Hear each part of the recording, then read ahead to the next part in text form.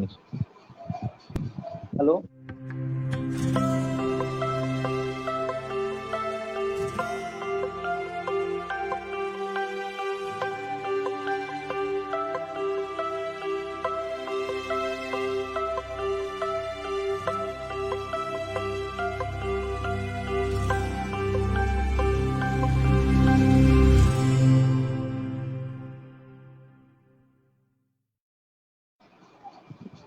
নমস্কাৰ শুভাকাংক্ষী ফেচবুক পেজৰ এই বিশেষ অনুষ্ঠান আলাপৰ মাজলৈ আপোনালোক সকলোকে স্বাগতম জনাইছো। আজি আলাপৰ এই প্ৰথম খণ্ডত আমাৰ অতিথি হিচাপে উপস্থিত আছে পথিকৃত পুথিভঁৰাল আৰু সংগ্ৰহালয় খ্যাত লেখক দীপক বৰাদেৱ। যোৱা দেওবাৰেই তেওঁ আমাৰ আলাপৰ প্ৰথম খণ্ডত উপস্থিত থকাৰ কথা আছিল, তথাপিও স্বাস্থ্যজনিত কাৰণত তেখেত যোৱা দেওবাৰে আমাৰ লগত থাকিব নোৱাৰিলে। বৰ্তমান তেওঁ সুস্থ হৈ উঠিছে আৰু তেখেত আমাৰ মাজত আজি উপস্থিত আছেই। আমি তেখেতক শুভাকাংক্ষী পৰিয়ালৰ তৰফৰ পৰা অশেষ ধন্যবাদ জ্ঞাপন কৰিছোঁ। দীপক দা ধন্যবাদ আপুনি আলাপৰ মাজত উপস্থিত থকাৰ বাবে। আৰু পাতনি বহলীয়া নকৰি আমি কথা বতৰাৰ মাজলৈ যাম। দীপক দা শুনি আছে? হয়, শুনিছো ৰূপম। ধন্যবাদ ৰূপম। হয় দাদা, প্ৰথমেই পোনপ্ৰথমে পাতো কিতাপৰ কথা। হয় হয় হয় কওক। পোনপ্ৰথমে শুভাকাংক্ষী ফেচবুক পেজৰ আলাপ অনুষ্ঠানত সংযুক্ত হোৱা সকলোকে মোৰ নমস্কাৰ জনাইছো। পূৰ্ব নিৰ্ধাৰিত সময়সূচী অনুসৰি আমি আলাপত কিছু স্বাস্থ্যজনিত কাৰণত সংযুক্ত হ'ব পৰা নাছিলো। তাৰ বাবে সকলোৰে ওচৰত ক্ষমা বিচাৰিছো। আজিও আলাপত অংশগ্ৰহণ কৰিবলৈ যিখিনি শাৰীৰিক সুস্থতা আৰু মানসিক প্ৰস্তুতিৰ প্ৰয়োজন হয়, ঠিক সেইখিনি মোৰ নোহোৱাকে একমাত্ৰ শুভাকাংক্ষীৰ মৰমৰ আবদাৰক নেওচিব নোৱাৰিহে মই সংযুক্ত হৈছো। ৰূপম দত্ত। হয় দীপক দা, ইমান প্ৰতিকূলতাৰ মাজতো আমাৰ মাজত থকাৰ বাবে আপোনাক আমাৰ আন্তৰিক কৃতজ্ঞতা জ্ঞাপন কৰিছো। পোনপ্ৰথমেই পাতো কিতাপ গ্ৰন্থ অধ্যয়নৰ কথা। আপুনি কিতাপৰ প্ৰেমত কিদৰে পৰিল? কিতাপৰ প্ৰেম সৰুৰ পৰাই। এই প্ৰাথমিক বিদ্যালয়ত পঢ়ি থকাৰ সময়ৰ কথা। এদিন স্কুলৰ ছাৰ এজনে হাতত কেইখনমান মৌচাক আলোচনী দিছিল। তেতিয়াই মৌচাকৰ সেই লেখাবিলাক পঢ়ি ছপা আখৰৰ প্ৰতি কিবা এটা মোহ জাগ্ৰত হ'ল। আৰু যি মোহ আজি পৰ্যন্ত লগত লৈ ফুৰিছো। আমাৰ শৈশৱৰ সময়ছোৱাত আমাৰ ওচৰে পাজৰে কোনো ৰাজহুৱা পুথিভঁৰাল বা বিদ্যালয়তো তেনেকুৱা পুথিভঁৰালৰ বিশেষ ব্যৱস্থা নাছিল। ঘৰুৱা পৰিৱেশতো আমি তেনেকুৱা কিতাপৰ সান্নিধ্য পোৱা নাছিলো। তৎসত্বেও ছপা আখৰ য'তেই দেখিছিলো তাতেই মোহাবিষ্ট হৈ ৰৈ গৈছিলো। ছপা আখৰৰ সেই যি প্ৰেম শৈশৱতে আৰম্ভ হ'ল, আজীৱন লৈ ফুৰিছো এতিয়াও। গতিকে খুব শৈশৱতে, যদিও ঘৰৰ পৰিৱেশে তেনেকুৱা কিতাপৰ এটা উমাল সান্নিধ্য ভৰি থকা এটা পৰিৱেশ পোৱা নাছিলো, তথাপি সেই যে ছাৰে মোৰ হাতত কেইখনমান মৌচাক আলোচনী তুলি দিছিল, সেইটো এটা মোৰ জীৱনৰ ঠিক কিতাপৰ প্ৰতি প্ৰেম হোৱাৰ এটা টাৰ্ণিং পইণ্ট। হয় দীপক দা, পুথি অধ্যয়ন গ্ৰন্থ অধ্যয়ন এটা যথেষ্ট গৱেষণাৰ বিষয়। ইয়াৰ ওপৰত বহু প্ৰবন্ধ, বহু লেখা, বহুতো পুথি অধ্যয়নৰ ওপৰত বহুতো পুথি আছে। আপোনাৰ পুথি অধ্যয়নৰ প্ৰয়োজনীয়তা সম্পৰ্কে ধাৰণাটো কি? যদিও এটা কমন মানে সাধাৰণ বিষয়, সকলোৱে জানে পুথি অধ্যয়ন প্ৰয়োজনীয়, আপোনাৰ মন্তব্যটো কি? পুথি অধ্যয়নৰ প্ৰয়োজনীয়তা মই তুমি কোৱা পুথি শব্দটোক মই গ্ৰন্থ শব্দৰে অভিহিত কৰিবলৈ ভাল পাওঁ। হয় হয় দুইটাই সমান। আচলতে মানৱ সভ্যতালৈ অহা এটা ডাঙৰ পৰিৱৰ্তনেই হৈছিল এই কিতাপৰ আৱিষ্কাৰ। কিতাপৰ আজিৰ পৰা প্ৰায় ৩,০০০ বছৰ আগতে চুমেৰীয় সভ্যতাত যেতিয়া কিতাপ লিখিত হৈছিলে, তাৰপিছত সেই কিতাপ সেই সময়ত এমুঠিমান মুষ্টিমেয় সমাজৰ মানুহৰ মাজত আছিল। কোনোবা ৰাজহুৱা অনুষ্ঠান নাইবা মঠ মন্দিৰ এইবিলাকত আছিল। ছপা যন্ত্ৰৰ আৱিষ্কাৰ হোৱাৰ লগে লগে কিতাপৰ জগতখন সম্প্ৰসাৰিত হ'ল। খুব কম সময়ৰ ভিতৰতে কিতাপ ছপা কৰিব পৰা হ'ল। যিমান সোনকালে বা যিমান সহজে কিতাপবোৰ ছপা কৰিব পৰা হ'ল, সেইমতে সাধাৰণ পাঠকৰ হাতত পৰাটো কিতাপবিলাক সহজলভ্য হৈ পৰিলে। যেতিয়াই সহজলভ্য হ'ল, এইবিলাক সৰ্বসাধাৰণ মানুহৰ ঢুকি পৰাৰ আওতালৈ আহিলে। পুথি অধ্যয়নৰ প্ৰয়োজনীয়তা বা গ্ৰন্থ অধ্যয়নৰ প্ৰয়োজনীয়তা কি হয়, এই বিষয়ে ক'বলৈ গ'লে গ্ৰন্থই আমাক কি দিব পাৰে এই কথাটো আমি চাব লাগিব। গ্ৰন্থক বিভিন্নজন মনীষীয়ে বিভিন্ন ধৰণে অভিহিত কৰিছে। গ্ৰন্থ মানৱ সভ্যতাৰ দাপোন বুলি কৈছে। গ্ৰন্থক মানুহৰ চিন্তা, মনন আৰু মেধাৰ অনন্য প্ৰকাশ বুলি কৈছে। গতিকে আমি জ্ঞানৰ, আৰু আজিৰ দিনত জ্ঞানৰ যি বিস্ফোৰণ হৈছে, জ্ঞানৰ বিস্ফোৰণ হৈছে, এই যুগটোত আমি জ্ঞানৰ সন্ধানত আৰু মানসিক আনন্দ, এই গোটেইবিলাক কথা চাই আমি পুথি অধ্যয়নৰ কোনো বিকল্প দেখি পোৱা নাই। পুথি অধ্যয়নে আমাক চিন্তাৰ খোৰাক দিব পাৰে, মানসিক আনন্দ দিব পাৰে। হতাশা আৰু বিষাদগ্ৰস্ত সময়ত আমাক উৎসাহিত কৰিব পাৰে, মনোবল বৃদ্ধি কৰিব পাৰে। গতিকে পুথি অধ্যয়নৰ বা গ্ৰন্থ অধ্যয়নৰ প্ৰয়োজনীয়তা সকলো সময়তে আছে, সকলো সময়তে থাকিব। হয় দীপক দা, ৰূপম। হয় হয়, আমাৰ দৰ্শকসকলে হয়তো ভাল পাব যদি আপুনি কয় শিশু অৱস্থাৰ পৰাই হয়, পুথি অধ্যয়নৰ বা গ্ৰন্থ অধ্যয়নৰ পৰিৱেশ এটা কিদৰে গঢ় দিব পৰা যায়? হয়, এজন শিশু আমি শৈশৱতে যদি গ্ৰন্থৰ প্ৰতি আকৰ্ষিত কৰিব নোৱাৰো, তেতিয়াহ'লে হয় সেই শিশুজনৰ বা যেতিয়া ডাঙৰ হৈ আহিব তেখেতৰ যুৱ অৱস্থাত তেওঁক আমি কেতিয়াও গ্ৰন্থ অধ্যয়নৰ প্ৰতি আকৰ্ষিত কৰাটো এটা কষ্টকৰ কাম। গতিকে আমি শৈশৱতেই শিশুসকলক গ্ৰন্থৰ প্ৰতি আকৰ্ষিত কৰিব লাগিব। তাৰ বাবে আমি আমাৰ অভিভাৱকসকল, আমাৰ শিক্ষকসকল, সমাজৰ বয়োজ্যেষ্ঠসকল, এইসকলে বিশেষ ভূমিকা গ্ৰহণ কৰিব লাগিব। শৈশৱতে শিশুসকলক গ্ৰন্থৰ প্ৰতি আকৰ্ষিত কৰিবলৈ হ'লে আমাৰ যদি গাঁৱে ভূঞে পুথিভঁৰাল বিলাক হৈ উঠে, বা আমি বিদ্যালয়ৰ যদি প্ৰতিখন বিদ্যালয়তে এটা পুথিভঁৰালৰ পৰিৱেশ আমি শিশুসকলক শৈশৱতে মুখামুখি কৰি দিব পাৰো, তেতিয়াহ'লে মই ভাবো শিশুসকল গ্ৰন্থৰ প্ৰতি নিশ্চয় আকৃষ্ট হ'ব। আৰু বিদ্যালয়ত পঢ়ি থকা অৱস্থাটো বিশেষতে আমাৰ শ্ৰদ্ধাৰ শিক্ষকসকলে এটা বিশেষ পদক্ষেপ ল'ব পাৰে।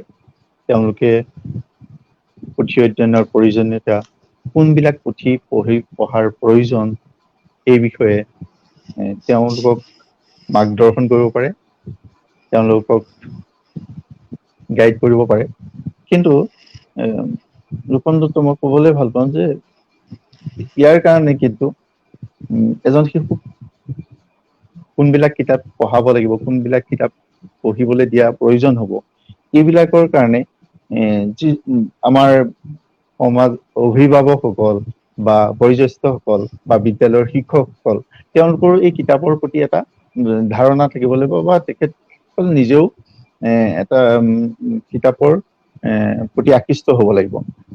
আমি যদি আমাৰ প্ৰত্যেকখন ঘৰতে যদি এটা কিতাপৰ সৰু আলমিৰা থাকে, আৰু আমাৰ অভিভাৱকসকলে যদি শিশুসকলৰ সন্মুখত নিতৌ কিতাপৰ 1 পৃষ্ঠা বা 2 পৃষ্ঠা তেওঁলোকক দেখুৱাই নিজে পঢ়ে, তেতিয়াহ'লে নিশ্চয় তেনেকুৱা এটা পৰিৱেশ যদি মানে শিশুসকলে দেখে, তেতিয়াহ'লে তেওঁলোক নিশ্চয় কিতাপৰ প্ৰতি আকৃষ্ট হ'ব। গতিকে আমাৰ শিশুসকলক কিতাপৰ প্ৰতি আগ্ৰহী কৰি তুলিবৰ বাবে আমাৰ মানে বিশেষত আমি অভিভাৱক বিলাক, আমাৰ সমাজৰ অগ্ৰগণ্য ব্যক্তিবিলাক, অনুষ্ঠানবিলাক আৰু বিদ্যালয় বিলাকৰ বিশেষ ভূমিকা আছে। আৰু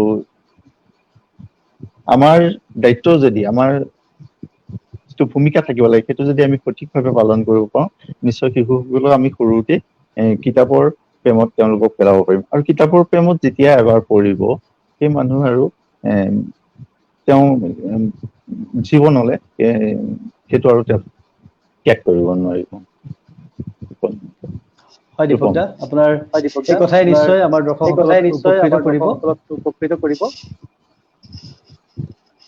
ইয়াৰ পিছতে আপোনাক সুধিব বিচাৰো, আপুনি কেনেধৰণৰ কিতাপ পঢ়ি ভাল পায়? সকলো ধৰণৰ গ্ৰন্থই হয়তো আপুনি অধ্যয়ন কৰে, কিন্তু সকলোৰে নিজা নিজা কিছু পছন্দ থাকে। আপুনি কেনেধৰণৰ পুথি পঢ়ি ভাল পায়, আৰু দৰ্শকসকলক বা আমাৰ ৰাইজক আপুনি কেনেধৰণৰ পুথি পঢ়িবলৈ, কেনেধৰণৰ কিতাপ পঢ়িবলৈ উৎসাহিত কৰিব? ৰূপম দত্ত, মই প্ৰথম মোৰ নিজৰ অভিজ্ঞতাটো মই ক'বলৈ ভাল পাম বাৰু। দ্বিতীয় তুমি যিটো কথা কৈছা সেইটো আচলতে বিভিন্নজনক বিভিন্ন মত হ'ব, গতিকে সেই দিশত অকমান ক'বলৈ অসুবিধা। তথাপিও মই কৈছো যে শৈশৱতে যেতিয়া আমি কিতাপৰ মানে ছপা আখৰ দেখিছিলো, তেতিয়া আমি আমাৰ কাৰণে কোনো বাছ বিচাৰ নাছিলে, আমি যি পাইছিলো তাকে পঢ়িছিলো। মানে আমি পঢ়িব লাগে, আমি বোকাটোৰ মানুহৰ নিচিনা আছিলো। তাৰমানে এজন মানুহ যেতিয়া ভোকত থাকে, তেতিয়া সেই মানুহজনৰ ওচৰত যদি কিছুমান খাদ্য ৰখা যায়, তেতিয়াহ'লে সেই মানুহজনৰ কাৰণে সেই খাদ্যখিনি পুষ্টিকৰ নে তাৰ খাদ্য গুণ কি আছে, সেইখিনি তেওঁৰ কাৰণে বিচাৰ কৰাটো তেওঁৰ বিবেচনাৰ আওতালে নাহে। তেওঁ প্ৰথম হেৰি হ'ব যে তেওঁ খাদ্যখিনি খাব লাগে, বহুখিনি পাৰ কৰিব লাগে। ঠিক আমাৰো তেনেকুৱাই হৈছিলে। আমি কৈছোৱে কিতাপৰ আমি ঠিক পৰিৱেশ এটাৰ মাজত ডাঙৰ হ'বলৈ পোৱা নাছিলো। তেতিয়া সেই হিচাপত আমাৰ যি কিতাপেই হাতলৈ আহিছিল, তেতিয়া আমি পঢ়িছিলো। আৰু এতিয়া অনুভৱ কৰো আমি কিছুমান কিতাপ পঢ়িছিলো, যিবিলাক কিতাপ তেতিয়া বুজি নোপোৱাকে পঢ়িছিলো। আচলতে সেইবিলাক কিতাপ এতিয়াহে পঢ়াৰ দৰকাৰ আছিল। আমি কিছুমান কিতাপ আমাৰ বয়স অনুসৰি আমি আগতীয়াকে পঢ়িলো, যিখিনিৰ পৰা পাবলগীয়া বস্তুখিনি আমি হয়তো নাপাওঁ। গতিকে সেইদৰে মই প্ৰথম অৱস্থাত আমি যিকোনো কিতাপ পাই পঢ়িছিলো। পাছলে আমি যেতিয়া আমাৰ হেৰি হ'ল, কিতাপৰ জগতখনৰ লগত আমাৰ লাহে লাহে অলপ পৰিচিত হৈ উঠিলে, মই এইখিনি অকল নিজৰ কথা কৈছো। তেতিয়া গল্প উপন্যাস আমাৰ সেইটো আমি যেতিয়া যুৱ অৱস্থাত আছিলো, তেতিয়া গল্প উপন্যাস কবিতা এইবিলাকে আমাক খুব আকৰ্ষিত কৰিছিল। আমি যি পঢ়িছিলো বহুত ডাঙৰ ডাঙৰ ভলিউমৰ কিতাপ আমি একে ৰাতিটো পঢ়িছিলো, কেতিয়াবা একে পঢ়াটো পঢ়ি আমি শেষ কৰিছিলো। আমি কিতাপ মানে পালে পঢ়িছিলো। তাৰপিছত আমাৰ কি হ'ল যে আমি লাহে লাহে এই গল্প উপন্যাস এই ধৰণৰ কিতাপৰ পৰা আমাৰ দিশটো আমি সলনি আমি বুৰঞ্জী বিষয়ৰ কিতাপবিলাক অধ্যয়ন কৰিবলৈ ললো। জনগোষ্ঠীয় অধ্যয়নটো আৰম্ভ কৰিলোঁ। অসমৰ বিভিন্ন জাতি জনগোষ্ঠীৰ ৰীতি নীতি সংস্কৃতি লোক পৰম্পৰা এইবিলাকৰ বিষয়ে অধ্যয়ন কৰি আমি সেই ধৰণৰ কিতাপৰ সন্ধানত ব্ৰতী হ'লো। বুৰঞ্জী বিষয়টোৰ কথা ক'লোৱে। তাৰপিছতে আমাক আকৰ্ষিত কৰিলে আমাক যুক্তিবাদী লেখাবলৈ। বিশেষতঃ আমি প্ৰথম যুক্তিবাদী লেখা আমাৰ পঢ়া মনত পৰে দেৱকান্ত সন্দিকৈৰ ৰমণীয় অনুভৱ কিতাপখন। তাৰপিছত তেখেতৰ প্ৰায়বিলাক কিতাপেই এতিয়ালৈকে যিমানখিনি প্ৰকাশ হৈছে গোটেইখিনি তেখেতৰ যুক্তিবাদী লেখা। তেনেকুৱা আৰু কাহিনী বিযুক্ত যিবিলাক গদ্য, কাহিনী বিযুক্ত গদ্যৰ কিতাপবিলাকে আমাক খুবেই আকৰ্ষিত কৰিলে। আমি সেইটো দিশত আমাৰ অধ্যয়ন চলাই থাকিলোঁ। পৰৱৰ্তী সময়ত যেতিয়া আমি আলোচনীৰ সংগ্ৰহৰ যিটো হেৰি কৰিলোঁ, পাছত আমি প্ৰসংগক্ৰমে যেতিয়া আহে তেতিয়া কম। তেতিয়া আমাৰ আলোচনী সংগ্ৰহ, স্মৃতিগ্ৰন্থ সংগ্ৰহ এই দিশটোত আমি পুৰণা আলোচনী খুচৰি মেলি এই দিশটোত আলোচনা কৰিবলৈ ল'লোঁ। তেনেদৰে শিশু সাহিত্যৰ ওপৰতো অধ্যয়ন অব্যাহত ৰাখিছোঁ। গতিকে মোৰ অধ্যয়নৰ ক্ষেত্ৰখন এটা নিৰ্দিষ্ট দিশত বুলি মই ক'ব নোৱাৰো, কিন্তু মোৰ যে মই বৰ্তমান মানে কাহিনী বিযুক্ত গদ্য এই দিশটো মোৰ খুব প্ৰিয়। এই দিশটোতে মোৰ অধ্যয়ন হেৰি কৰি থকা হৈছে। আৰু দ্বিতীয় প্ৰশ্নটো যিটো কৈছিলে যে আচলতে কোন ধৰণৰ কিতাপ প্ৰয়োজন পাঠকসকলে, সেইটো আচলতে এটা বৰ দ্ব্যৰ্থক প্ৰশ্ন। ইয়াৰ সঠিক উত্তৰ দিয়া আৰু এই উত্তৰ দিব পৰা নহ'ব, আৰু ইয়াৰ উত্তৰটো সদায় বিতৰ্কিত হ'ব। কিন্তু পাঠকৰ বিভিন্নজন পাঠকৰ ৰুচি যিহেতু ভিন্ন হ'ব, গতিকে তেওঁলোকৰ যেতিয়া কিতাপৰ জগতখনত সোমাই যাব, আচলতে নিজৰ যিখিনি নিৰ্বাচন নিজে নিজে কৰিব পাৰিব। ৰূপম। হয় দীপক দা। হয় দীপক দা। বিখ্যাত ইংৰাজ সাহিত্যিক চেমুৱেল জনচনে কৈছিল, লেখকে এখন কিতাপ আৰম্ভহে কৰে, শেষ হৈ গৈ পাঠকৰ ওচৰত। কিন্তু বৰ্তমানে অসমত সততে শুনিবলৈ পোৱা অভিযোগ যে অসমত গ্ৰন্থৰ বিক্ৰী কম, গ্ৰন্থৰ পঢ়ুৱৈ কম। এই ক্ষেত্ৰত আপুনি কি ক'ব বিচাৰিব? মানে ধৰি লওক সমাজৰ সকলো স্তৰৰ ব্যক্তিক পুথি অধ্যয়নৰ প্ৰতি কেনেকৈ আকৰ্ষিত কৰিব পৰা যায়? আৰু লগতে আৰু এটা কথা সুধো, যিহেতু গ্ৰন্থ ডিজিটেল প্লেটফৰ্মলৈ গতি কৰিছে, সেই বিষয়েও আপোনাৰ টিপ্পনীটো দিলে ভাল পাম। হয়, অসমীয়া গ্ৰন্থৰ ব্যৱসায় বেয়া বুলি কয়, অসমীয়া গ্ৰন্থৰ পাঠক কম বুলি কয়। এইটো সততে উঠি থকা অভিযোগ। হয়, অসমীয়া একোখন ভাল গ্ৰন্থৰ 1000 কপি বিক্ৰী হ'বলৈও আজিকালি কিছুদিনৰ প্ৰয়োজন হয়। অসমীয়া এখন বেষ্ট চেলাৰ কিতাপ কোনোদিনেই চাগে আজিলৈকে লাখৰ ঘৰত বিক্ৰী হোৱা নাই, তেনেকুৱা চাগে হেৰি নাই। গতিকে অসমীয়া পাঠকৰ সংখ্যা কমিছে বুলি যিটো অভিযোগ হয়, আচলতে আমি আমাৰ নিজৰ গাতে চিকুটি চাব লাগিব। আমি কিতাপ কিমান পঢ়িছো,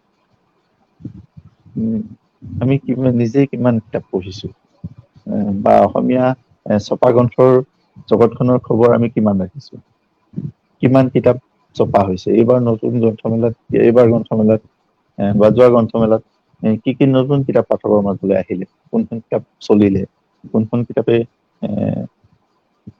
কি বাৰ্তা লৈ আহিছে, এনেধৰণৰ কথাবিলাক যদি আমি নিজেই চাওঁ, তেতিয়া আমি তাৰ এটা হেৰি কৰিব পাৰিম।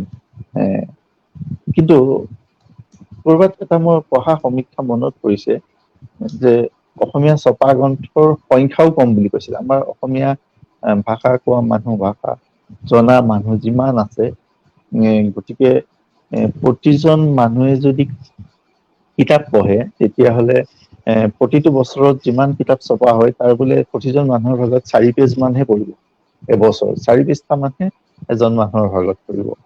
গতিকে আমি আমাৰ অসমীয়া কিতাপৰ সেইটো হ'ল মানে গড় হিচাপে এজন মানুহৰ আগত প্ৰতি বছৰে কিমান ছপা কিতাপ, আমাৰ কিতাপৰ অংশ আমাৰ হাতত পৰিছে। এতিয়া অসমীয়া কিতাপৰ পাঠক হয় আজি আমি যদি চাওঁ কিছু সংখ্যক মানুহে কিতাপৰ প্ৰতি অনীহা প্ৰকাশ কৰা আমি দেখা পাওঁ। কিতাপতকৈ আকৰ্ষণ কৰিব পৰা বস্তু আমাৰ মাজত উভৈনদী হৈ পৰিছে। তাৰ বাবে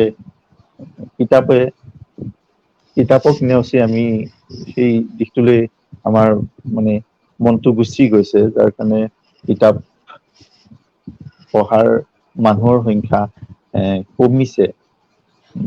তথাপিও মই ভাবো যে আমাৰ সমাজত এচাম ৰুচিশীল পাঠক এতিয়াও আছে, যিসকলে আমাৰ যিটো ছপা গ্ৰন্থৰ ঐতিহ্যটোক ধৰি ৰাখিছে। আৰু আমি যদি উদাহৰণ হিচাপে চাওঁ, যোৱা বছৰ 2020 বৰ্ষৰ লকডাউন যেতিয়া হৈছিলে গোটেই দেশজুৰি, তেতিয়া আমি সামাজিক মাধ্যমত দেখিছো যে বহুত মানুহে আকৌ উপায় নাপায় কিতাপৰ মাজলৈ ঘুৰি গৈছিল। গতিকে মানুহৰ মাজত এই ছপা গ্ৰন্থৰ প্ৰতি মোহ এটা আছে, কিন্তু এনেকুৱা হৈছে অন্য ধৰণৰ উপকৰণ বিলাক যেতিয়া সমাজত বেছি মানে প্ৰভাৱ পেলাবলৈ লৈছে, সেই ক্ষেত্ৰত মানে কিতাপ হয়তো অকমান পিছ পৰি ৰৈছে। গতিকে আমি ইমান নিৰাশাবাদী হৈ নাথাকো যে অসমীয়া ছপা গ্ৰন্থৰ ভৱিষ্যত খুব বেয়া হৈ থাকিব বা হেৰি হৈ থাকিব। আৰু এটা কথা হৈছে অসমীয়া ছপা গ্ৰন্থৰ প্ৰতি মানুহৰ আকৰ্ষণ মানে বা পাঠক কমি যোৱাৰ এটা কাৰণ হৈছে যে আজিকালি বহুত কিতাপৰ ইন্টাৰনেট সংস্কৰণ পোৱা যায়, PDF কপি পোৱা যায়। গতিকে সেইবিলাকৰ কাৰণেও মানুহে যিখন ছপা কিতাপ পঢ়াৰ আমেজটো হয়তো মানে ছপা কিতাপটোৰ প্ৰতি আগ্ৰহটো হেৰুৱাইছে, কিন্তু যি ছপা কিতাপ পঢ়াৰ যিটো আমেজ, সেইটো আচলতে কেতিয়াও আমাৰ ডিজিটেল প্লেটফৰ্ম। কিতাপৰ ইন্টাৰনেট সংস্কৰণ PDF এইবিলাকে আমাক কেতিয়াও পূৰণ কৰিব নোৱাৰে। গতিকে মই ছপা গ্ৰন্থৰ ভৱিষ্যত আছে বুলিয়ে ভাবো। গতিকে আমাৰ মাজত থাকিবই এচাম ৰুচিশীল পাঠক থাকিবই, আমি এইটো দিশত আশাবাদী হৈ থকা যে আমাৰ এচাম ৰুচিশীল পাঠকে আমাৰ গ্ৰন্থৰ যিটো ঐতিহ্য সেইটো ধৰি ৰাখিব। এইবাৰ কিছু ব্যক্তিগত কথালৈ আহোঁ। এইবাৰ কিছু হয় দীপক ব্যক্তিগত দা। কথালৈ আহোঁ। হয় দীপক দা। 2018 চনত মংগলভূত জাগৰণ 2018 কেন্দ্ৰই চনত মংগলভূত গ্ৰন্থ জাগৰণ প্ৰীতি আৰু কেন্দ্ৰই গ্ৰন্থ গ্ৰন্থ সংৰক্ষণৰ প্ৰীতি কাৰণে আৰু গ্ৰন্থ সংৰক্ষণৰ আপোনাক কাৰণে গ্ৰন্থ আপোনাক সুমংগল বঁটা সন্মানিত কৰিছিল। গ্ৰন্থ সুমংগল বঁটাৰে সন্মানিত কৰিছিল। আপোনাৰ যিটো পুথিভঁৰাল আপোনাৰ পথিকৃত বৰ্তমান পুথিভঁৰাল অসমৰ বৌদ্ধিক পথিকৃত সমাজত বৰ্তমান বহু অসমৰ বৌদ্ধিক সমাজত চৰ্চিত। বহু চৰ্চিত। গতিকে পথিকৃতৰ বিষয়ে অলপ গতিকে জানিব বিচাৰিম। পথিকৃতৰ বিষয়ে অলপ জানিব বিচাৰিম। ইয়াত কেনেধৰণৰ কিতাপ ইয়াত পুথিয়ে মানে কেনেধৰণৰ গ্ৰন্থ কিতাপ আছে, পুথিয়ে কিমান সংখ্যক মানে গ্ৰন্থ আছে? গ্ৰন্থ আছে, কিমান সংখ্যক গ্ৰন্থ আছে?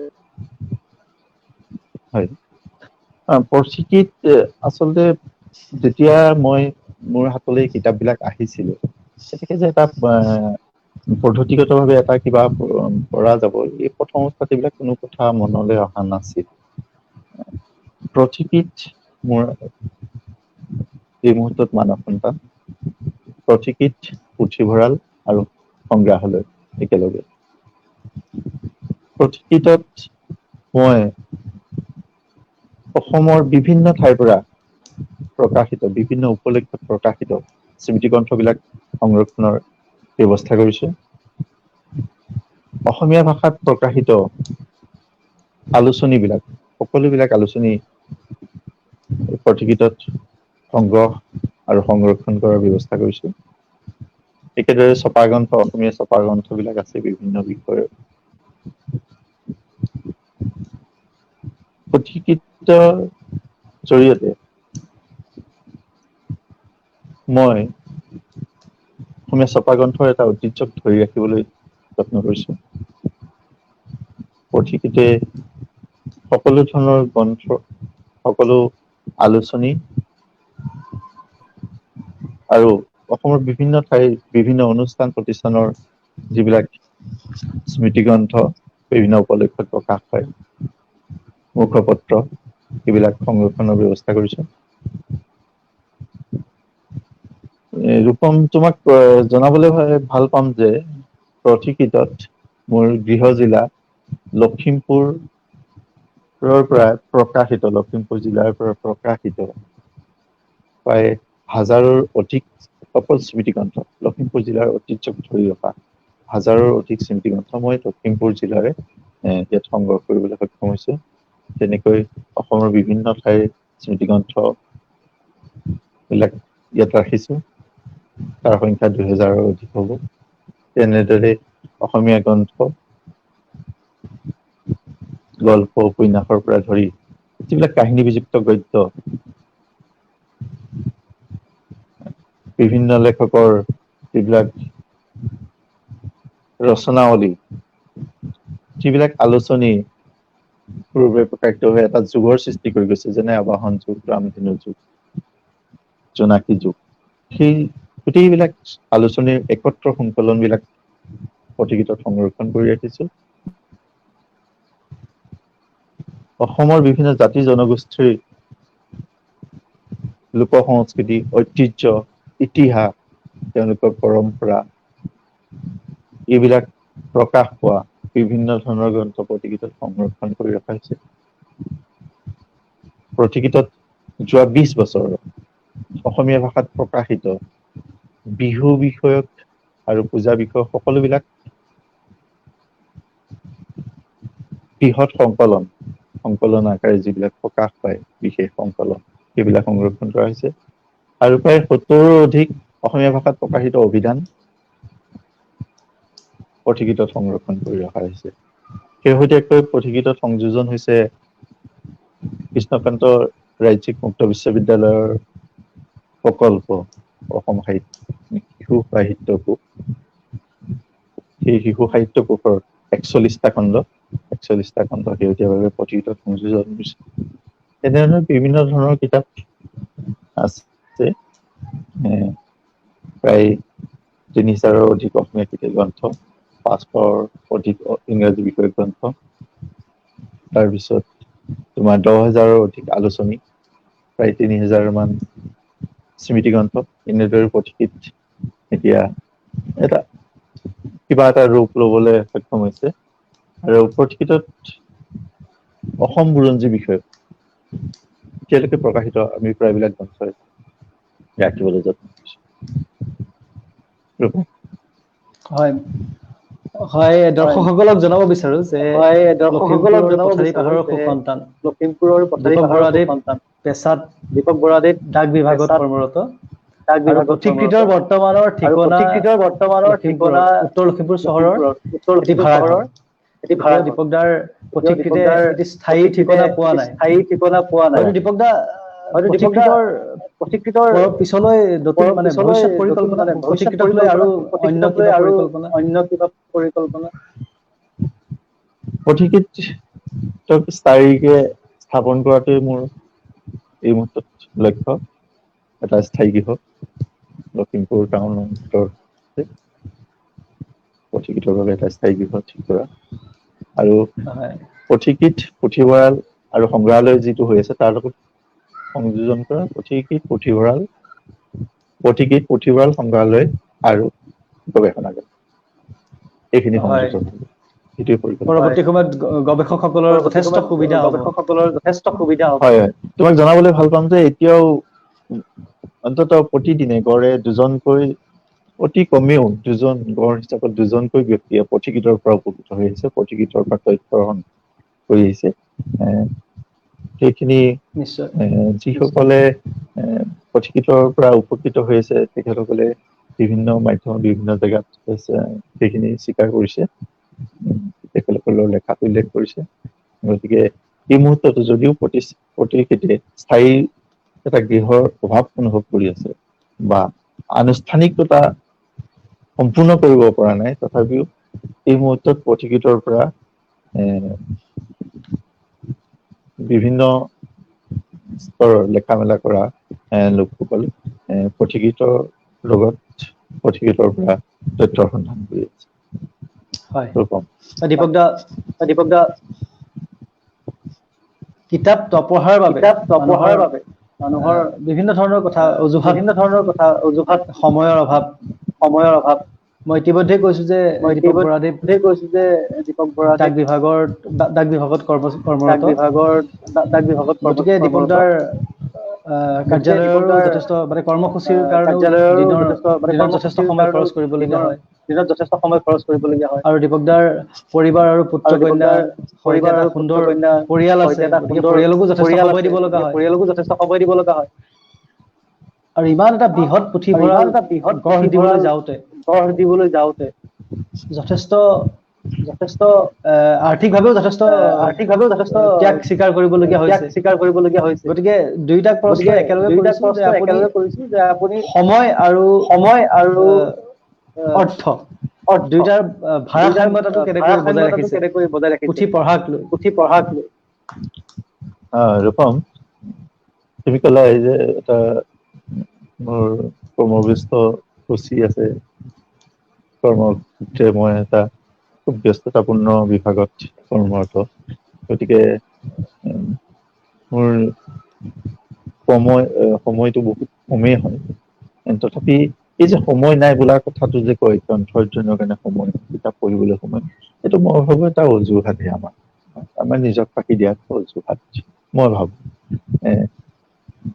কিতাপ পঢ়িবলৈ তুমি যিকোনো সময়তে তুমি কিতাপ পঢ়িব পাৰা। তোমাৰ মনটো তোমাৰ বিচাৰিলেই হ'ল, মনটোৱে বিচাৰিলেই হ'ল, তুমি বাছত গৈ থাকোঁতেও কিতাপ পঢ়িব পাৰা। আমি বহুত সময় কেতিয়াবা লাইনত কিউত ৰৈ থাকোতেই আমাৰ বহুত সময় গুচি যায়। আমি ডক্তৰৰ ওচৰত এজন চিকিৎসকৰ ওচৰত যেতিয়া যাওঁ তেতিয়াও আমি বহুত সময় অপেক্ষা কৰি থাকোঁ। আমি ৰেল ষ্টেচনত, বাছ ষ্টেণ্ডত আমি বহুত সময় এনেই আমি কটাই দিওঁ। গতিকে কিতাপ পঢ়িবলৈ তেনেকুৱা সময়বিলাক মই খুবেই ব্যৱহাৰ কৰোঁ। তোমাক জনাবলৈ ভাল পাম যে মোৰ যিটো বেগ লগত থাকে তাতে 2-এখন কিতাপ সোমাই থাকে। গতিকে য'তেই মই পাওঁ মানে এটা পৃষ্ঠা হ'লেও মই পঢ়োঁ। গাড়ীত গৈছো যদি মই সেইখিনি সময় ব্যৱহাৰ কৰিছো। ক'ৰবাত ডক্তৰৰ চেম্বাৰত যদি বহি আছো সেইখন সময়ো মই ব্যৱহাৰ কৰিছো। ৰেল ষ্টেচনত আছো, বাছ ষ্টেণ্ডত ৰৈ আছো, তেতিয়াও মই কিতাপৰ কাৰণে কিতাপখন মোকলাই লৈছো। আৰু যিহেতু ৰাতিপুৱাৰ পৰা ব্যস্ততা আৰম্ভ হৈ যায়, দিনৰটো অফিচতে যায়, ৰাতিৰ ভাগত ল'ৰা-ছোৱালীকেইটাক অলপ সময় দিব লগা হয়। গতিকে সিহঁতকেইটা হোৱাৰ পিছত মোৰ কাৰণে কিছু সময় বাচে। গতিকে ৰাতিটো আৰু মই কিতাপৰ লগতে কটাও যিমানখিনি সময় পাৰো, যিমানখিনি মোৰ স্বাস্থ্যই কয় পঢ়ি থাকিব পাৰো, সিমানখিনিলৈকে মই নিজৰ লগতে কিতাপৰ লগতে কটাই দিওঁ। আৰু দ্বিতীয়তে তুমি কৈছিলা যে এই কিতাপখিনি সংগ্ৰহ কৰিবলৈ যিটো অৰ্থৰ কথা আহে, হয়, মোৰ অতি সামান্য দৰমহাৰ সামান্য উপাৰ্জন হয়, তাৰ পৰাই মই কিতাপখিনি ক্ৰয় কৰোঁ। গতিকে এই কিতাপ সংৰক্ষণৰ বেলিকা মোৰ যিটো ঘৰ চলাৰ ব্যৱস্থা বা যিটো মাহেকীয়া বাজেট বুলি কয় আমাৰ, যাৰ মানে সকলোৰে যিটো থাকে মাহেকীয়া বাজেট, সেই বাজেটটোতো নিশ্চিতভাৱে প্ৰভাৱ পেলাই আহিছে। গতিকে এইখিনি মোকাবিলা কৰি লৈছো। আৰু এইখিনিতে মই মোৰ পত্নীক তেওঁক ধন্যবাদ দিব লাগিব যে তেওঁ এইখিনি ক্ষেত্ৰত বহুত আপোচ কৰিছে যে আমি কিতাপ ক্ৰয়ৰ ক্ষেত্ৰত আমি বাকী বেলেগ বহুত আমি ত্যাগ কৰিবলৈ বাধ্য হৈছো। সেইখিনিত তেওঁ বুজা পৰা আছে, যাৰ কাৰণে মোৰ সেইটো দিশৰ পৰা মোৰ বিশেষ অসুবিধা হোৱা নাই। কিন্তু কিতাপখিনি ক্ৰয় কৰাৰ পিছত মাহেকীয়া বাজেটত নিশ্চিতভাৱে প্ৰতিবাৰে প্ৰভাৱ পৰিছে। নিশ্চিতভাৱে এই ক্ষেত্ৰত তেখেত ধন্যবাদৰ পাত্ৰ। আৰু আপোনালোকৰ পৰা নিশ্চয় আমাৰ দৰ্শকসকলো অনুপ্ৰাণিত হ'ব।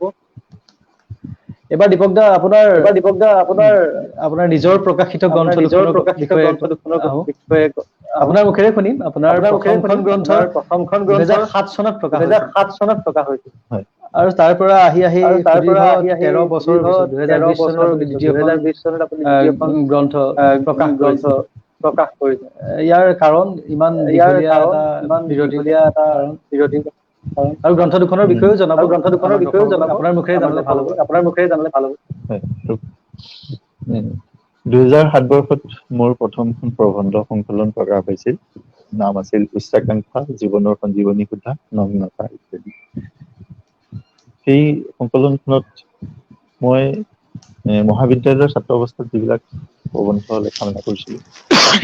সেই লেখাবিলাকেই তাত সংকলিত হৈছিল।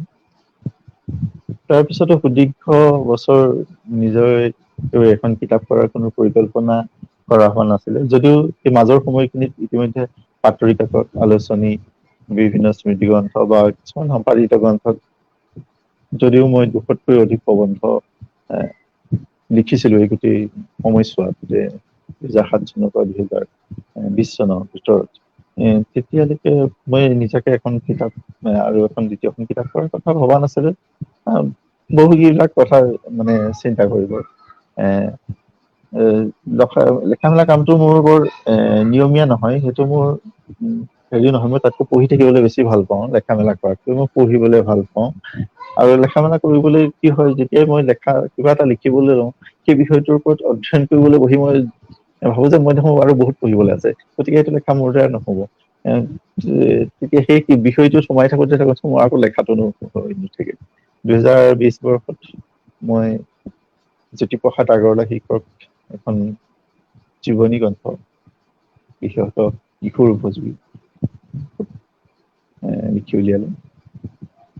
সেইখন গ্ৰন্থ জ্যোতিপ্ৰসাদ আগৰৱালাৰ বিষয়ে ইতিমধ্যে জীৱনী গ্ৰন্থৰ অভাৱ নাই। অসমীয়া ভাষাত ধেৰ কিতাপ ওলাইছে জ্যোতিপ্ৰসাদৰ বিষয়ে, কিন্তু জ্যোতিপ্ৰসাদৰ সততে যিটো আলোচনা হৈ থকা ৰূপৰ যিটো অভিধা, সেই অভিধাৰ উপৰিও যে জ্যোতিপ্ৰসাদৰ এটা গণশিল্পী ৰূপ আছিলে, সেই গণশিল্পী ৰূপটোক অংকন কৰি মই জ্যোতিপ্ৰসাদ আগৰৱালা শীৰ্ষক গ্ৰন্থখন লিখিছিলো, যে জ্যোতিপ্ৰসাদ আগৰৱালা কেনেকৈ এজন ৰূপ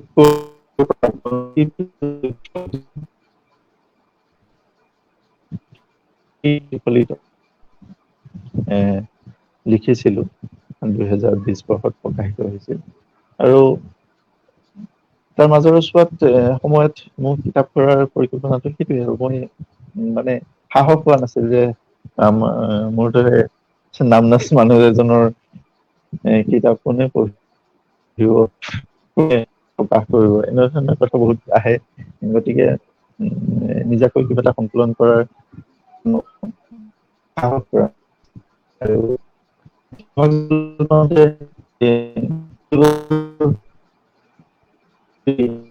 হয়।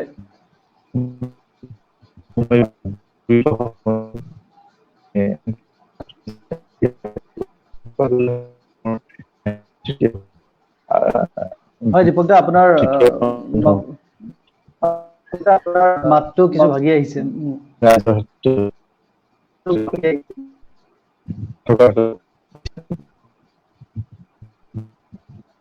শুনিছা? হয় হয় শুনিছো। হয় হয় শুনিছো। হয়। মই এই বছৰ শেষ ভাগলৈ মোৰ তৃতীয়খন গ্ৰন্থ আৰু দ্বিতীয়খন প্ৰবন্ধ সংকলন হয় পাঠকৰ হাতত তুলি দিয়াৰ ইচ্ছা পূৰ্তি ৰাখিছো। নিশ্চিতভাৱে আশাব্যঞ্জক খবৰ, আমি নিশ্চিতভাৱে অপেক্ষাৰে আশাব্যঞ্জক ৰলো। খবৰ, আমি অপেক্ষাৰে ৰলো। আৰু আশা কৰিছো আমাৰ আৰু সমূহ আশা দৰ্শকেও কৰিছো আমাৰ সমূহ দীপক দৰ্শকেও দাৰ তৃতীয়খন দীপক গ্ৰন্থ দাৰ আদৰি ল'ব। তৃতীয়খন গ্ৰন্থ আদৰি ল'ব। দীপক দা, আমি আপোনাক দীপক দা, আমি যিমান আপোনাক লেখক হিচাপে যিমান জানো, লেখক হিচাপে জানো, সিমানেই আমি জানো সম্পাদক সিমানেই আমি হিচাপে। জানো সম্পাদক হিচাপে। আপুনি আপুনি বহুকেইখন আলোচনী বহুকেইখন আৰু আলোচনী গ্ৰন্থ আৰু গ্ৰন্থ সম্পাদনা সম্পাদনা কৰিছে। কৰিছে। তাৰ ওপৰত এটা সৰু টোকা তাৰ আমাক ওপৰত এটা সৰু জনালে ভাল টোকা হ'ব। আমাক জনালে ভাল হ'ব। আৰু দৰ্শকৰ আৰু দৰ্শকৰ সুবিধাৰ বাবে বা সুবিধাৰ ক'বলৈ বাবে গ'লে বা ক'বলৈ গ'লে যিসকল নতুন লেখক যিসকল নতুন লেখক একেবাৰে নতুন লেখক একেবাৰে নতুন লেখক উঠি আহিছে, উঠি আহিছে, তেওঁলোকক অনুপ্ৰাণিত তেওঁলোকক হোৱাকৈ অনুপ্ৰাণিত আপুনি হোৱাকৈ যদি কয় যে আপুনি সম্পাদনাৰ যদি কয় ক্ষেত্ৰত যে সম্পাদনাৰ বিশেষভাৱে ক্ষেত্ৰত বিশেষভাৱে কোনবিলাক দিশ চালি কোনবিলাক জাৰি দিশ চোৱা হয়, চালি জাৰি চোৱা তেওঁলোক হয়, নিশ্চয় অনুপ্ৰাণিত হ'ব। তেওঁলোক নিশ্চয় অনুপ্ৰাণিত হ'ব। হয় ৰূপম, মোৰ নিজা গ্ৰন্থ নাথাকিলেও আচলতে ইতিমধ্যে মই এই সময়ছোৱাত বহুকেইখন আলোচনী, গ্ৰন্থ, মুখপত্ৰ সম্পাদনাৰ লগত জড়িত হৈছো। পোনপটীয়াকৈ সম্পাদকৰ দায়িত্ব গ্ৰহণ কৰিছো।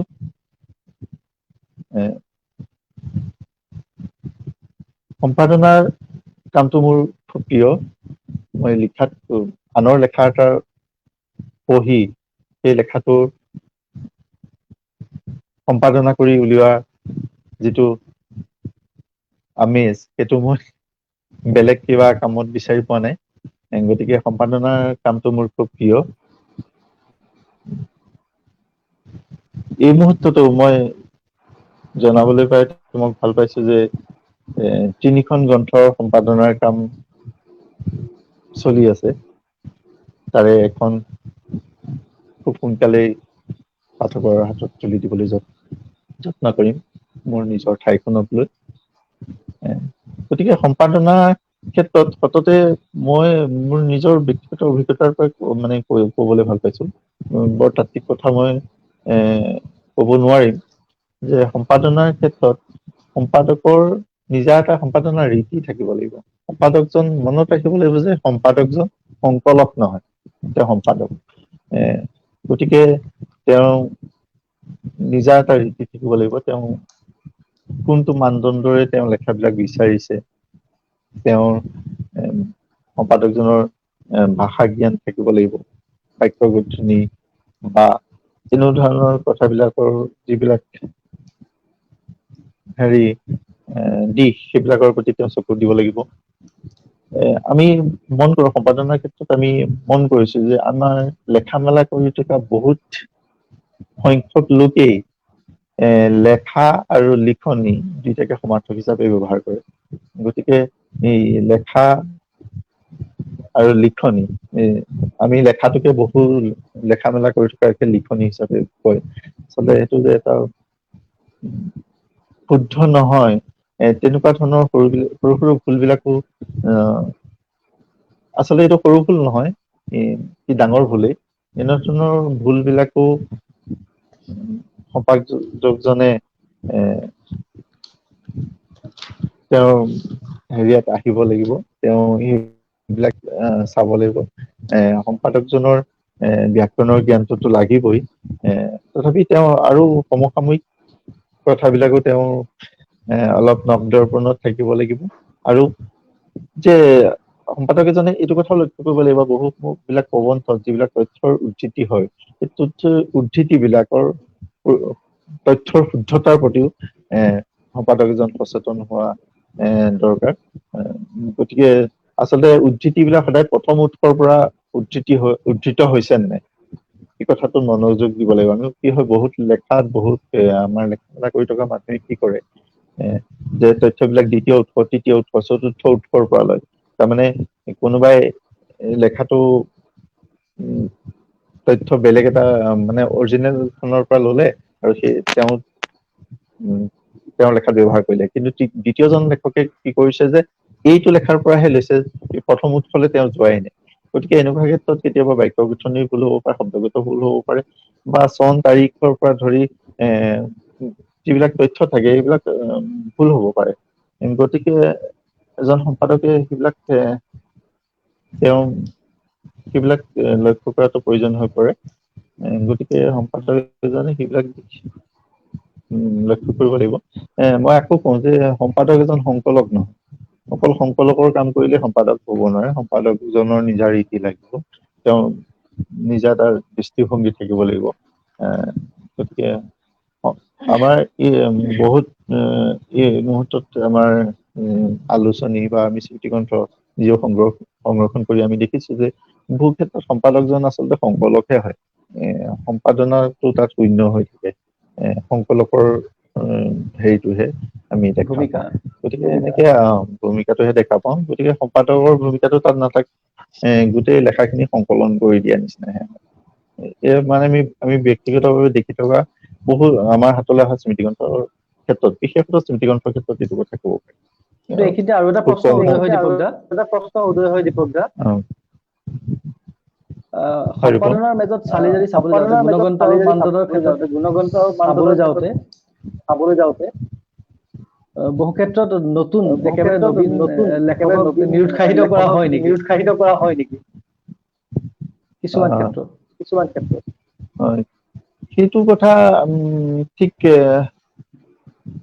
পোনপটীয়াকে ক'বলৈ অসুবিধা। আমি নিজৰ অভিজ্ঞতাৰ পৰা কৈছো, আমিও খুব কম হেৰিয়াৰ পৰা মানে বয়সৰ পৰা বিশেষত আমি কলেজৰ যেতিয়া প্ৰথম বাৰ্ষিকত আমি আহিছিলো তেতিয়াৰ পৰা আমি বাতৰি কাকত আলোচনীত বিভিন্ন ধৰণৰ লেখা পঠাই আছো যদিও তাৰ পৰিমাণটো কম দেখিছো যে আমি মন কৰিছো যে বিষয়বস্তুৰ যদি প্ৰাসংগিকতা আছে আৰু যদি বিষয়বস্তুৱে যদি ক'ব বিচৰা কথাখিনি বা সাম্প্ৰতিক সময়ত বা যি ধৰণৰ বিষয় লৈ লিখা যায় এই কথাখিনি যদি ক'ব পাৰিছে তেতিয়াহ'লে তেনেকুৱা লেখা সাধাৰণতে নাকচ মোৰ ব্যক্তিগত ক্ষেত্ৰত নাই হোৱা আজিলৈকে গতিকে নতুন লেখক এজনৰ হয় সম্পাদকজনে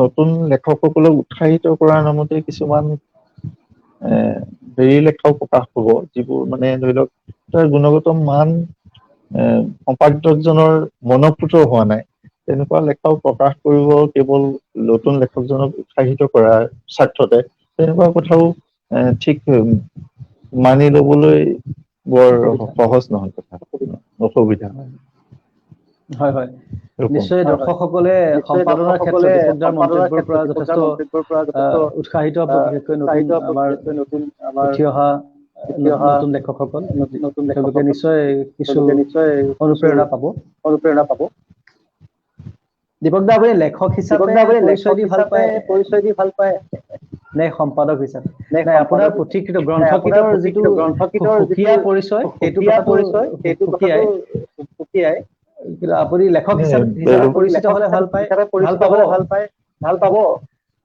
নে সম্পাদক হিচাপে ৰূপম দত্ত মই লেখকো নহয় মই সম্পাদকো নহয় মই এজন পাঠক মই অসমীয়া সাহিত্যৰ এজন একনিষ্ঠ পাঠক হিচাপে মই নিজকে ক'বলৈ ভাল পাম যে মই কিতাপ পঢ়ি ভাল পোৱা এজন মানুহ কিতাপ পঢ়িবলৈ নাপালে থাকিব নোৱাৰা এজন মানুহ গতিকে মই পাঠক হিচাপে ক'বলৈ নিজকে চিনাকি দিবলৈ ভাল পাওঁ যে মই এজন অসমীয়া সাহিত্যৰ অসমীয়া ভাষাৰ অসমীয়া গ্ৰন্থৰ এজন অনুৰাগী পুনৰ দীপকদা পথিকৃতৰ বিষয়লৈ আহোঁ হয় পথিকৃতৰ অন্যতম এটা বিশেষত্ব হ'ল ইয়াৰ স্মৃতি গ্ৰন্থ আৰু আলোচনীসমূহ হয় এতিয়া আমি জানিব বিচাৰিছো যে স্মৃতি গ্ৰন্থ সংৰক্ষণৰ প্ৰয়োজনীয়তাটো ক'ত হয় ৰূপম বা স্মৃতি গ্ৰন্থসমূহ ভৱিষ্যতৰ বাবে কিমান প্ৰাসংগিক হয় স্মৃতি গ্ৰন্থ এখনে আমাক কি দিব পাৰে স্মৃতি গ্ৰন্থ এখনত থাকে কি স্মৃতি গ্ৰন্থ এখন বিভিন্ন অনুষ্ঠান বিভিন্ন প্ৰতিষ্ঠান বিভিন্ন উপলক্ষত প্ৰকাশিত স্মৃতি গ্ৰন্থ এখনত থাকেই স্মৃতি গ্ৰন্থখনে কি একোটা অঞ্চলৰ ইতিহাসৰ জ্ঞান আমাক দিব পাৰে সেই অঞ্চলটোৰ সাহিত্য চৰ্চাৰ এটা আভাস আমাক দিব পাৰে স্মৃতি গ্ৰন্থই ঠাইখনৰ ঐতিহ্য লেখা মেলাৰ আভাস দিয়াৰ লগতে স্মৃতি গ্ৰন্থ বিলাকত কি হয় যে স্থানীয়ভাৱে বহুত নতুন লেখকে লেখে স্মৃতি গ্ৰন্থ বিলাকত আৰু তুমি মন কৰিবা যে স্মৃতি গ্ৰন্থত লেখা মেলা কৰা মানুহ বহুতৰে হয়তো কোনোদিন কেতিয়াও কোনো ধৰণৰ গ্ৰন্থ ছপাৰ ৰূপত প্ৰকাশ হোৱা নাই বা প্ৰকাশ নহয় গ্ৰন্থবদ্ধ ৰূপত সেইবিলাক লেখা কেতিয়াও প্ৰকাশ নাপায়গৈ কিছুমান লেখক থাকে যি স্মৃতি গ্ৰন্থৰ পাততে লেখা আৰম্ভ কৰে আৰু তেওঁৰ লেখক জীৱনো সেই স্মৃতি গ্ৰন্থৰ পাততে শেষ হৈ যায় গতিকে সেই ফালৰ পৰা চাবলৈ গ'লে স্মৃতি গ্ৰন্থ এখনৰ গুৰুত্ব বহুত স্মৃতি গ্ৰন্থখনত আৰু তথ্যৰ সন্ধান কৰিবলৈ হলে আমি সেই স্মৃতি গ্ৰন্থবিলাকৰ পাতবিলাক মোকলাবই লাগিব অঞ্চল ভিত্তিক আমি যদি তথ্যৰ সন্ধান কৰো এটা অনুষ্ঠানৰ যদি ইতিহাসৰ সন্ধান কৰো তেতিয়া সেই স্মৃতি গ্ৰন্থবিলাকৰ পাতত আমি পাত লুটিয়াবই লাগিব গতিকে এই স্মৃতি গ্ৰন্থবিলাক সেই দিশবিলাকৰ কথা মনত ৰাখি সেইবিলাক কথা চিন্তা কৰি স্মৃতিগ্ৰন্থবিলাক সংৰক্ষণ কৰা, একত্ৰ কৰাৰ ব্যৱস্থা কৰিছিলো। কিন্তু যদিও এইটো এটা বৰ কষ্টসাধ্য কাম, তোমাক ক'বলৈ ভাল পাইছো যে এইটো স্মৃতিগ্ৰন্থ সংগ্ৰহ কৰাটো এটা কষ্টসাধ্য কাম। কিয়নো স্মৃতিগ্ৰন্থ তুমি বজাৰত কিতাপৰ দোকানত এটা অনুষ্ঠানৰ স্মৃতিগ্ৰন্থখন সংগ্ৰহ কৰিবলৈ কেতিয়াবা প্ৰথম উৎস, দ্বিতীয় উৎস, তৃতীয় উৎস তুমি বহুতজন মানুহৰ লগত যোগাযোগ কৰিহে কেতিয়াবা স্মৃতিগ্ৰন্থ সংগ্ৰহ কৰা হয়। আৰু বহুত স্মৃতিগ্ৰন্থ সংগ্ৰহৰ আওতাৰ বাহিৰতে হৈ যায়। আজি প্ৰতি বছৰে মানে কিমান অসমৰ বিভিন্ন ঠাইৰ পৰা কিমান কি বিষয়ৰ স্মৃতিগ্ৰন্থ ওলাই আছে তাৰ কোনো হিচাপ নাই। এই দিশত কোনো কাৰো হাতত তথ্য নাই যে ক'ৰ পৰা কিমান স্মৃতিগ্ৰন্থ প্ৰকাশ হৈ আছে। গতিকে এইবিলাক এঠাইত সংৰক্ষণ কৰি থাকিলে নিশ্চয় ভৱিষ্যত এই কিবা এটা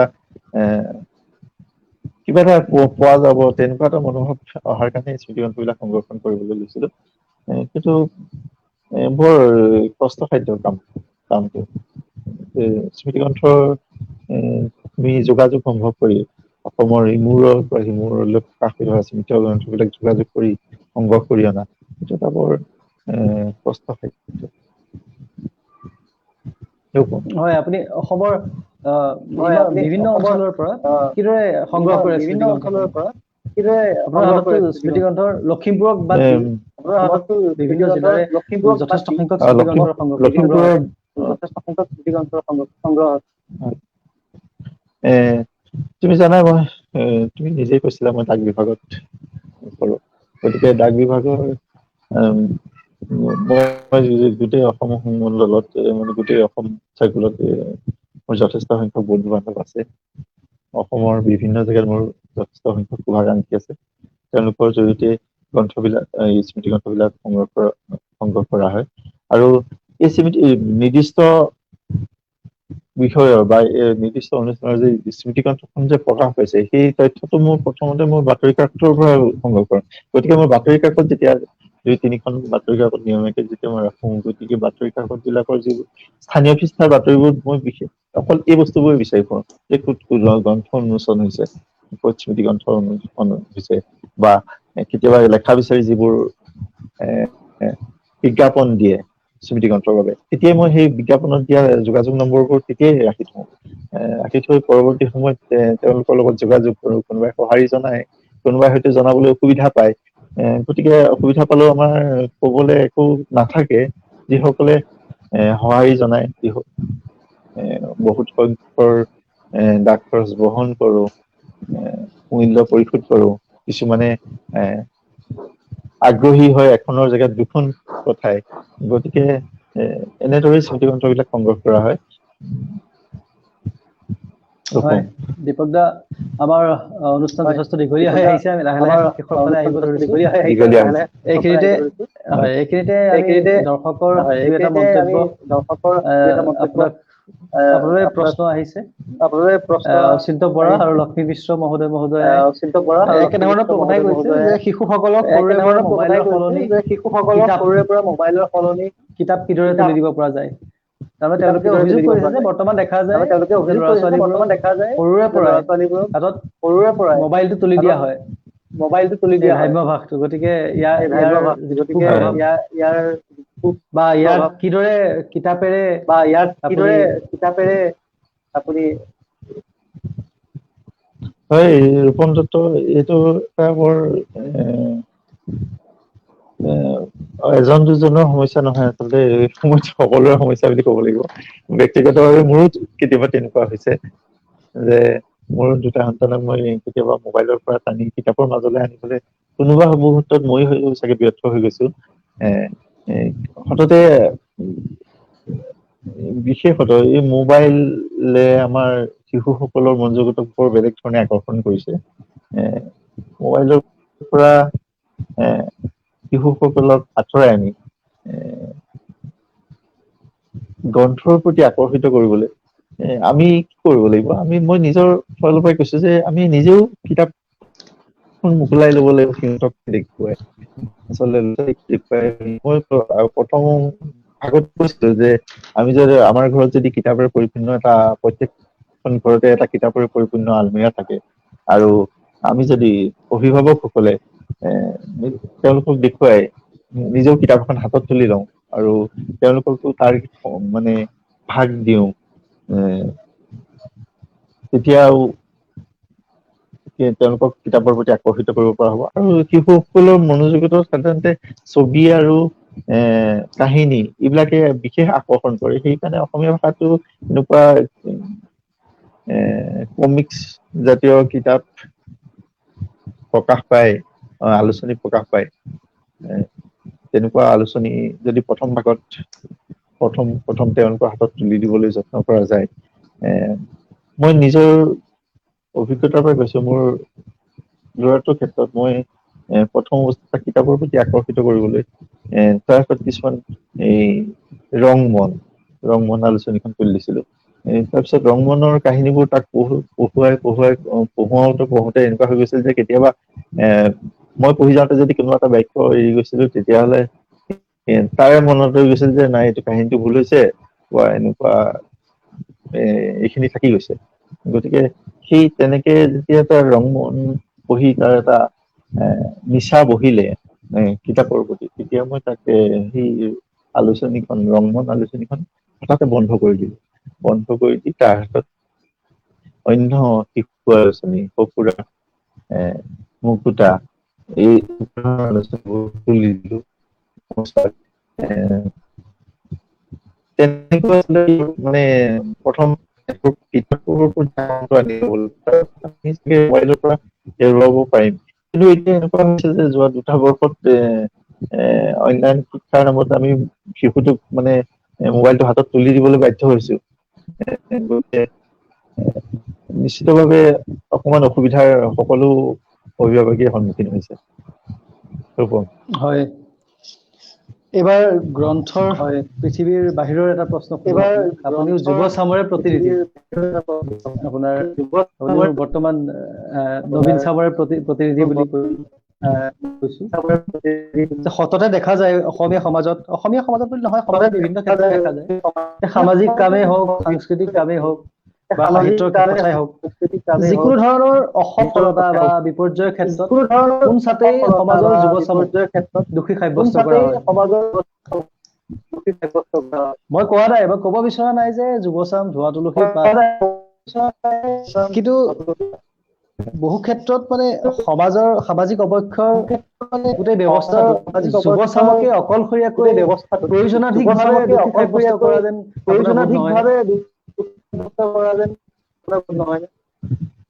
ৰূপম এই বিষয়ে মই এটা প্ৰবন্ধ লিখিছিলো এক ভিন্ন দৃষ্টিৰে প্ৰজন্ম ব্যৱধান বুলি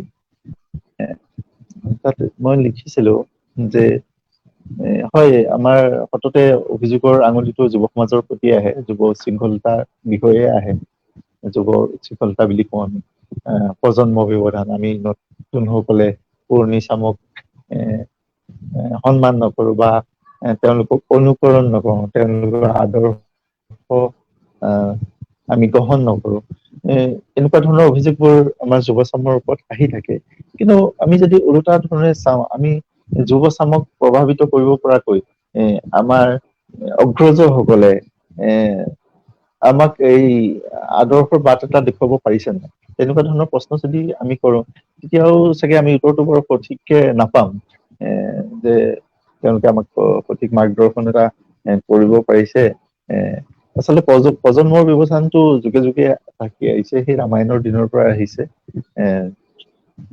শ্ৰী ৰামচন্দ্ৰৰ কিছুমান সিদ্ধান্ত লব কুশৰি মানি লব বিচৰা নাছিলে সেইবিলাক আমি ৰামায়ণত পাওঁ গতিকে সেই মহাকাব্যৰ যুগৰ পৰাই প্ৰজন্মৰ ব্যৱধানটো আছে এইটো থাকিবই কিন্তু